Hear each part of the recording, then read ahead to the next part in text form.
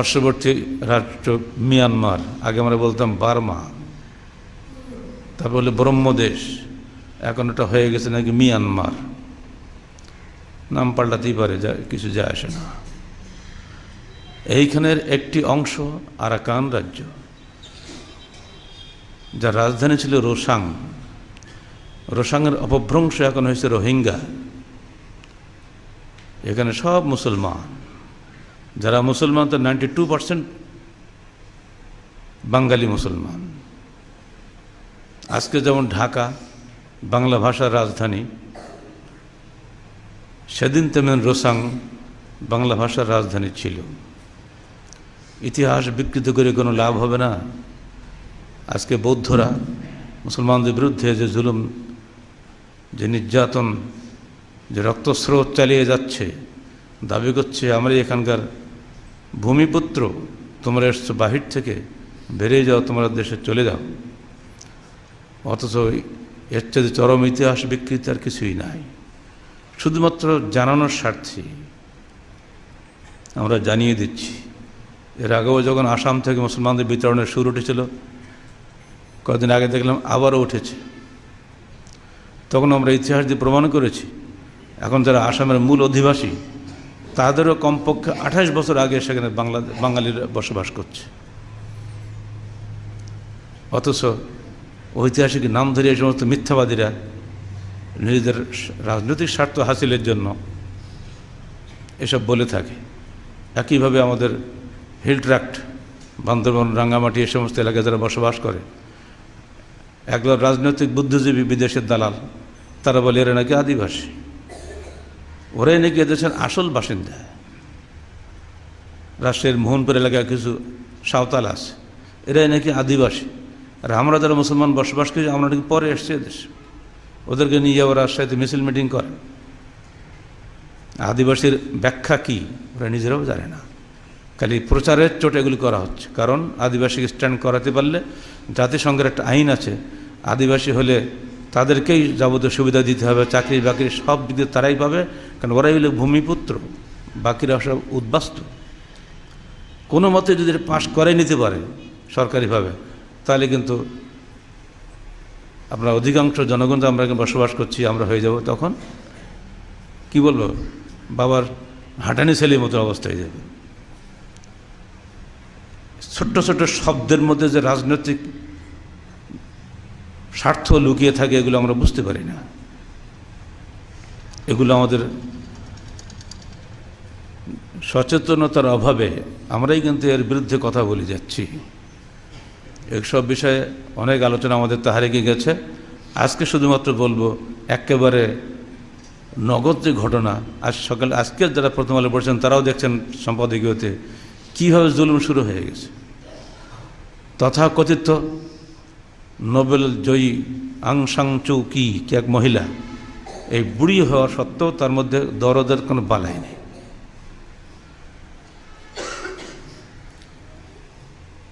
এতদিন ছিল ওটা সামরিক শাসনে, বলা হয় সামরিক জান্তা, এখন হয়েছে গণতান্ত্রিক শাসনের অধীনস্থ। আগে চলতো জ্বালাও পোড়াও, ধরে গুলি করে মারা, কোনো দোষ নেই, কিছু নেই, মেরে দিল, গুলি করে দিল, একটা মিথ্যা মামলা লাগিয়ে এইগুলি চলছে। আর এখন হয়েছে মাশাআল্লাহ, হেলিকপ্টার দিয়ে উপর থেকে বোমা মেরে তাদেরকে হত্যা করা। সেদিন 18 জনকে মেরেছে, আজকে রিপোর্ট পেলে 58 জন মেরেছে। আর ইতিমধ্যে প্রায় 15,000কে বিচারিত করেছে, তাদের বাড়িঘর পুড়িয়ে দিয়েছে। না যে তারা করবে কি? এটা হচ্ছে গণতন্ত্রের নমুনা। বহুদিন পরে গণতন্ত্র আসছে, ভাবখান এই যেন দেশে এখন আসমান থেকে রহমত নাজিল হয়েছে। রহমতের এই হলো বাস্তব ফলাফল। সমস্ত পত্রপত্রিকার বিরুদ্ধে তীব্র ভাষায় লিখছে, কিন্তু দুর্ভাগ্য আমাদের যারা বসে আছেন উপরে, তাদের কোনো নড়াচড়া নাই। শান্তির ফেরিওয়ালাদের কোনো নড়াচড়া নেই, তন্ত্রমন্ত্রের ফেরিওয়ালাদের কোনো নড়াচড়া নাই। ইভেন জাতিসংঘ যা টুকটুকটাক সেটি কথাবার্তা বলে, ওখানেও ঠান্ডা। কারণ মরছে তো মুসলমান, সমস্যা নেই। যে একটা হিন্দু মরত, একটা ইহুদি মরত, সারা দুনিয়া লাফিয়ে উঠছে। কিন্তু আমরাও কি কথা বলবো না? আমাদের তো কোনো স্বার্থ নাই। অবশ্যই আল্লাহ আমাদেরকে বলার জন্য নির্দেশ দিচ্ছেন, ওমা লাকুম লা তুকাতিলুন, কি হয়েছে তোমাদের? ভাষাটা বুঝতে পারেন? কি হলো তোমাদের? বসে আছো কেন? এই কথা কি শুধু কি আমাদের উপর নাজিল হয়েছে? মুসলমান যিনি, তিনি সরকারের সর্বোচ্চ পদে থাকুন আর দেশের সর্বনিম্ন স্তরের নাগরিক হন, বিশ্বের যেখানে তিনি বসবাস করুন, প্রত্যেক মুসলমানের উদ্দেশ্যে আল্লাহ পাকের এই নির্দেশ, ওমা লাকুম, বহু বচনের সেগা, তোমাদের কি হয়েছে? এখনও কিছু করছো না, অথচ আমার কাছে আকুতি মিনতি করে প্রার্থনা করছে ওই মজলুম পুরুষ, নারী এবং তাদের শিশু সন্তানেরা, রব্বানা আখরিজনা মিন হাযিল ক্বরিয়াতি যালিমি আহলুহা, হে আমাদের প্রতিপালক, এই জালেম জনপদ থেকে আমাদেরকে বের করে নাও এবং আমাদের জন্য তুমি নেতা পাঠিয়ে দাও এবং আমাদের জন্য তুমি সাহায্যকারী পাঠিয়ে দাও। তাই আল্লাহ সেই কথাটি বান্দাকে শোনাচ্ছেন। আমাদের যদি আল্লাহর আহ্বানের সাড়া না দেই, অবশ্যই একদিন কিয়ামতের মাঠে আমাদেরকে ধরা পড়তে হবে। তাই খতিব হিসেবে আমাদের দায়িত্ব খেলে আয়াতগুলো আপনাদের অনুবাদ করে শুনিয়ে দেওয়া। এই কথাগুলি চলে যাবে দেশে বিদেশে, সর্বত্র যেখানে প্রবাসী বাঙালি বসবাস করে, সবাই এই ব্যথার শরিক হবেন। হচ্ছে কি আজকের আমাদেরই পাশে, আমাদেরই ভাই। কলকাতার বাঙালি মরলে আমাদের কান্না আসে, আর রোহিঙ্গার বাঙালি মরলে হাসি পায়। ওটা বাঙালি না? যারা বাংলা ভাষা বুঝেন, বাংলা সাহিত্য জানেন, তারা নিঃসন্দেহে কবি আলাউলের নাম জানেন, সেকেন্দার শাহ নাম জানেন, সলিম শাহর নাম জানেন। এরাই হলো বাংলা সাহিত্যের একেবারে গোড়ার দিকের কবি সাহিত্যিক। এরা সবই কিন্তু রোহিঙ্গা। এখন সব ভুলে গেছি আমরা। আসুন ইতিহাস জেনে নেই কীভাবে এদেশের বাঙালি ঐতিহাসিকরা মিথ্যাচার করেছে। আমরা তার প্রতিবাদ করব হাদিস দিয়ে। আমাদের সামনে মহাসত্যের উৎস আছে, তাদের কাছে আজ সিরেফ কল্পনা বিলাস। থিসিস করার সময় আমরা খোঁজ করেছিলাম এদেশে মুসলমান কখন থেকে আসলো। সেখানে আমরা প্রমাণ করে দিয়েছি, যখন থেকে আরবের বুকে ইসলামের আবির্ভাব ঘটেছে, তখন থেকে বাংলাদেশে ইসলামের আগমন ঘটেছে। এর অবিসংবাদিত সত্য।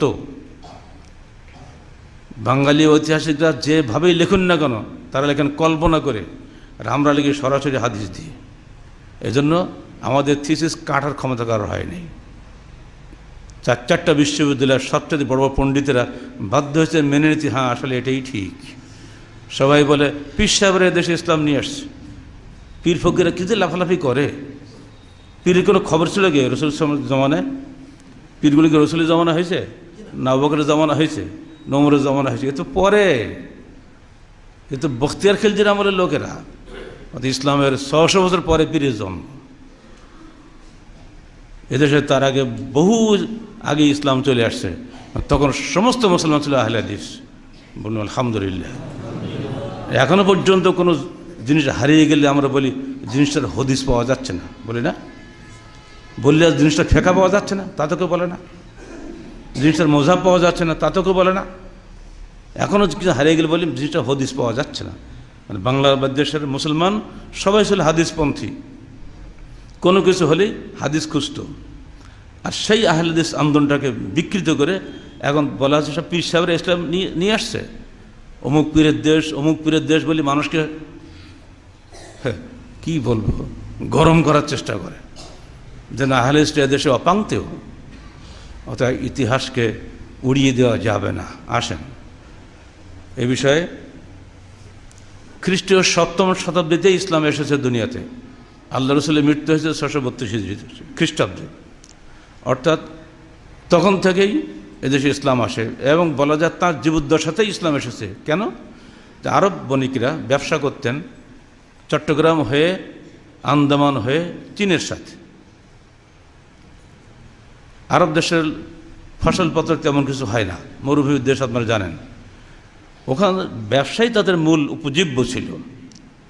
তো সেই ব্যবসায় রুট ছিল চট্টগ্রাম হয়ে চীন। ফলে অনেক সময় জাহাজ ডুবে যেত, অনেক সময় ভেঙে যেত, অনেক সময় অসুস্থ হয়ে এখানে মানুষ মারা গেলে কবর দিত। কবরটা জাহাজে দেওয়া যায় না, পাশে তো দিতে হয়। এমনি করে করে প্রথমে চট্টগ্রামেই সে ইসলাম আসে, এই জন্য চট্টগ্রামকে বলা হয় বাবুল ইসলাম, ইসলামের দুয়ার। এখনও চট্টগ্রামে বহু জায়গার নাম আছে, জাহাজ ভাঙ্গার ঘাট, কদম রসুলের ঘাট বলা হয় না, এই নামগুলো খুব পরিচিত নাম। তা মানেটা কি? আরবরা এখানে এসে বসবাস করেছেন এবং বৈবাহিক সূত্রে চট্টগ্রামের বহু মানুষ আরবীয় রক্তের পয়দা। খেয়াল করে দেখবেন চট্টগ্রামের লোকেরা নাকে কথা বলে, খালি ন ন বলে, প্রত্যেক কথা ন থাকে। মানে এরা আরবীয় বাগধারার নোক্তা পদ্ধতিগুলা, তনবিন পদ্ধতিগুলা সেই রক্তের সঙ্গে ওদের মিশে আছে। আরও খেয়াল করে দেখবেন অন্য সমস্ত শহরের সঙ্গে চিটাং শহরের তুলনা করে দেখবেন, চিটাংয়ের মেয়েরা অত বেপর্দা নয়, তারা পর্দানসীন জন্মগতভাবে। এটা কারণ ওটা মুসলিম রক্তের প্রভাব, এটা আল্লাহ প্রদত্ত। এর উপরে আমাদের কাছে বই আছে বহু পূর্বেকার ব্রিটিশ আমলের, তারা প্রমাণ করে তারা দেখিয়ে দিয়েছেন যে রক্তের প্রভাবে চট্টগ্রামে আরবী প্রভাব আজও বিদ্যমান। নামের মধ্যেও দেখবেন খেয়াল করে অধিকাংশ নামই ইসলামী নাম। চট্টগ্রামের ইসলাম আসছে ইসলামের প্রথম দিকেই। দলিল নেন,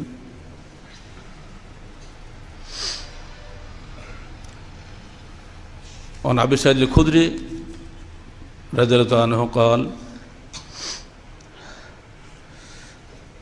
أهدى ملك الهند إلى رسول الله صلى الله عليه وسلم جرة فيها زنجبيل فأطعم أصحابه قطعة قطعة رواه الحاكم চতুর্থ খণ্ড 138 পৃষ্ঠা, 135 পৃষ্ঠা। আবু সাইদ খুদরি প্রখ্যাত সাহাবী, আপনারা সবাই তার নাম জানেন। 74 হিজরিতে তার মৃত্যু। তিনি বলছেন, হিন্দের রাজা আমাদের জন্য 1 কলস আদা পাঠালেন। অতঃপর রাসূলুল্লাহ সাল্লাল্লাহু আলাইহি সাল্লাম সেই আদাগুলি আমাদের মধ্যে টুকরা টুকরা করে বন্টন করে দিলেন। হাকেম 4 খণ্ড 135 পৃষ্ঠা। কারো দেখার শখ থাকলে আমার বাসায় চলেন, দেখিয়ে দেবো আপনাদেরকে। এটা আমার থিসিসেও 425 পৃষ্ঠা আমরা উল্লেখ করে দিয়েছি। আল্লাহ রসুলের জীবদ্দশায় যদি এখানকার মানুষ, এখানকার শাসক কলস পাঠায়, তাহলে ইসলাম কখন আসলো? রসুলের জীবদ্দশা আসেনি। জানজাবিল কথাটা সূরা দাহরের মধ্যে আছে না, জানজাবিলা, জান্নাতে গিয়েও আমরা আদা খাবো। আদার কদর খুব বেশি, বিশ্বের সর্বত্র আদার কদর সবচেয়ে বেশি। এর মেলা কিছু গুণ আছে, ওগুলো বলার উদ্দেশ্য আমাদের নয়। মূল উদ্দেশ্য হচ্ছে এই, মালিকুল হিন্দ আল্লাহ রসুলের জন্য 1 কলস আদা হাদিয়া পাঠালেন। এই রাহমি, যাকে আমরা এখন রামু উপজেলা বলছি না চট্টগ্রামে, এটার আগের নাম ছিল রাহমি। আরবিতে এটাকে কিতাবুল সিন্ধ ওয়াল হিন্দ বইয়ের মধ্যে আমরা এটা পেয়েছি রাহমি। আর রাহমি হয়েছিল বাংলাদেশে, যদি হিন্দ বলা হয়েছে মানে হিন্দুস্তান নয়। ভারত রত্ন উপাধিপ্রাপ্ত ঐতিহাসিক কাজী আতহার মোবারকপুরি, ইউপির আজমগড়ে যার বাড়ি, তার বাড়িতে আমি গেছি, তার সঙ্গে আমি চলাফেরা করেছি। তার হাতের লেখা হাদিয়া রিজাল সিন্ধ আল হিন্দ প্রায় 700 পৃষ্ঠার আরবি বই আমার আলমারিতেই আছে। উনি পরিষ্কার ব্যাখ্যা দিয়েছেন, এই মালিকুল হিন্দ আর কেউ নয়, এটা বাংলাদেশের রাহমি রাজা। সেই রাহমিটাই এখন ঘুরে রামু হয়েছে, এমন কিছু নয়। যেহেতু আরবদের ব্যবসা চলছে চট্টগ্রাম দিয়ে, ব্যবসা তার কলকাতা দিয়ে হইতো না। বাংলাদেশ সৌভাগ্যবান জাতি যে যাদের হিন্দু রাজার পক্ষ থেকে আমাদের রসুল উপঢৌকন প্রাপ্ত হয়েছেন, এটা কি আমাদের গর্ব নয়? এখন যদি আপনি বলেন এদেশে ইসলাম হচ্ছে পীর সাহেবদের মাধ্যমে, আল্লাহ নবী পীর সাহেব করতো নাকি? আল্লাহ নবীর কবর কি ওরস হয়? গাছ ধরে কথা বলতে হবে না, আছে, সব মজুদ আছে।